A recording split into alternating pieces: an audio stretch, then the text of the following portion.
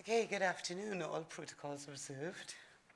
Um, what I'm going to talk about first today is the evolution of the concept of multi-stakeholderism and the process, because I have been extraordinarily lucky to have been there from the absolute beginning in 2000, from the World Summit of the Information Society in 2003, which I attended as a civil society representative for the Gender Caucus, which was actually led by another Trinidadian woman who was also a Hillarian, Dr. Jacqueline Morris.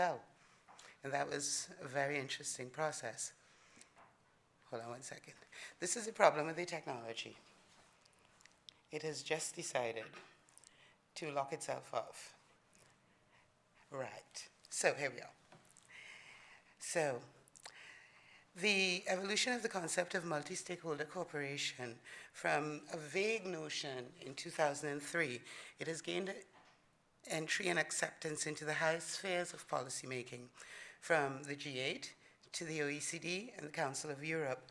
And these days, it's really interesting to note because the ITU is one of the organizations that was not one that really wanted anything to do with multi-stakeholderism.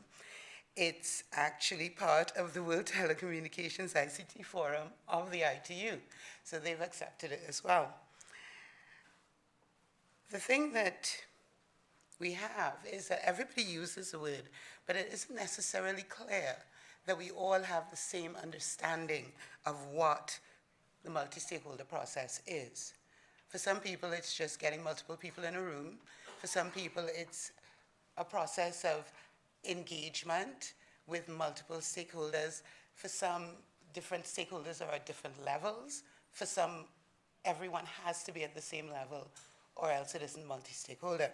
So I'm going to talk about it because, honestly, since I first heard about it in 2003, and apparently that was the same year that it was actually created by the civil society participants who were at the World Summit of the Information Society. The UN resolution that called for the convening of the summit actually didn't use the word multi-stakeholder at all. It talked about stakeholders, and it identified civil society and the private sector as the major stakeholder groups.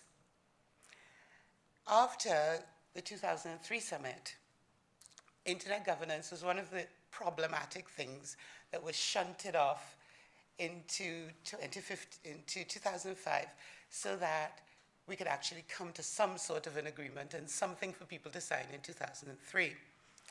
And internet governance was a big problem. So they decided to form a working group on internet governance, that was along the lines of the ICT task force of the UN.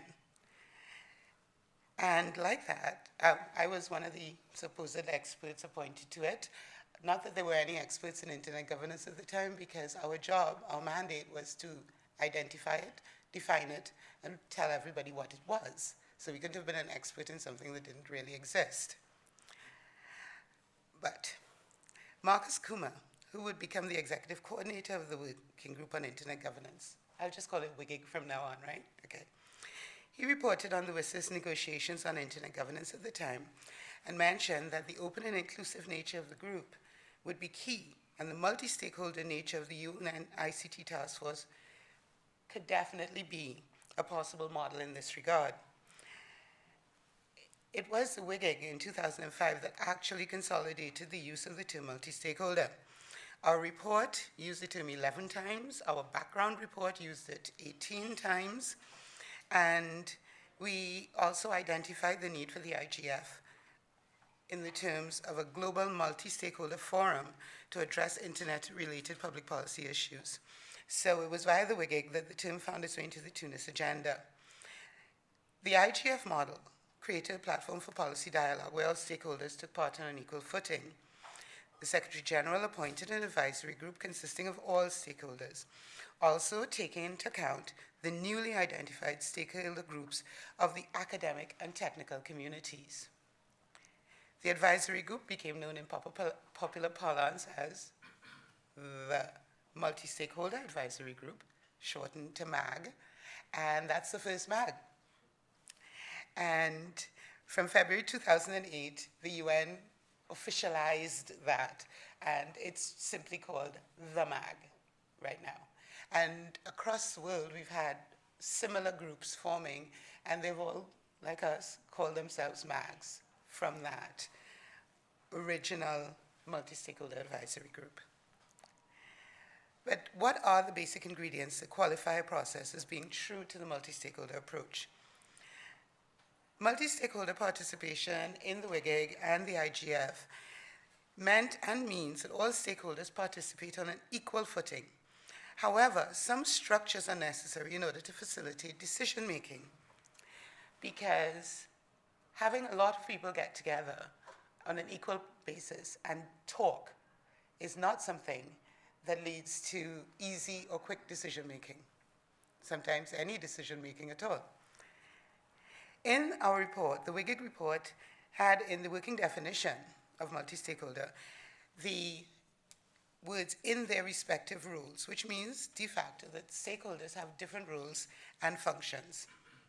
The features that are important, though, are those relating to the openness, inclusiveness, and transparency of processes. The fact that everyone can participate in a process and make their voice heard makes a process multi-stakeholder by nature. And the internet is a very great support for that, because as we saw today, people can participate through web streaming and internet chats and social media, and all of that material can be archived and saved for other people to access later on, so everyone can be part of the discussion. Why we're here is that there are increasingly strong emphases on opening up policymaking processes around the world. The value that this can bring to stakeholders is why we're doing this. There are many different approaches used by organizations, governments, and intergovernmental organizations, but they all share the same overall aim to develop better policy and deliver better outcomes. It is not always straightforward for organizations to open up their policy making. It can require significant time, commitment, and it can sometimes lead into unfamiliar and sometimes dangerous territory. But it has become an essential step because of the tremendous benefits that more open and collaborative approaches can bring. Multi-stakeholderism has helped ensure that the internet continues to be dynamic, innovative, and robust, serving the interests of stakeholders and users globally and supporting economic growth and social development. It is in this environment that the TTMAG was born and will grow and will thrive with the support of you, the stakeholders. Thank you.